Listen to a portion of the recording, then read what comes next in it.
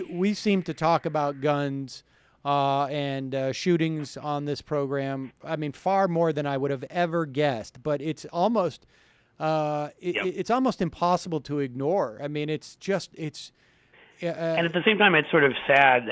That I know we need to talk about Iraq, and I don't know that we need to even have that long of a conversation about it because, we do talk about it so much, and I can't tell people any different views than I normally have on this. I wrote a column for the Daily Beast that ended up being shared around, and so quite frankly, I was on a lot more places this week than I normally am sharing those views. But the people that listen to your show certainly know what my thoughts are and know what your thoughts are. I mean, we're in the same place. We're getting one school shooting a week. We're having 2 massacres a week on average.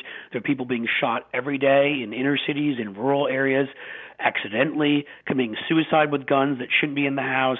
And again, it all stems from the same place. It all goes back to the same exact place.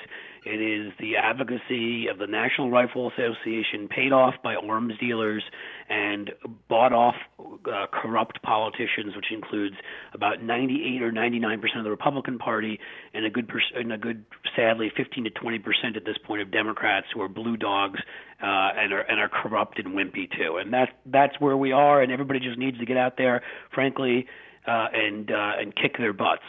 That's the best I can say. Yeah, and let me just say one more thing, too, because listener Kem Champion from the IM, reminded me of this. He sent me the letter that George Herbert Walker Bush, who turned 90 yesterday, jumped out of a plane to celebrate it. When he resigned with a parachute. And, right, when he resigned at the NRA, is that the letter we're talking about? Yes. And, the idea that he was resigning over Wayne LaPierre's comments, who was not in the position of leadership that he is today, and that he was able to do that at that time, and we don't see anyone else step up and do that today, it's pretty bad. It is. There were a few Democrats who had been, I would say, way too pro-gun in terms of lack of regulation before Newtown, who genuinely seemed to have a change of heart after Newtown. Harry Reid is one of them. Bob Casey in Pennsylvania. I'd say Gene Shaheen and Tim Kaine, who voted for everything, not just background check bill, but also voted for an assault weapons ban, and they're to be given credit.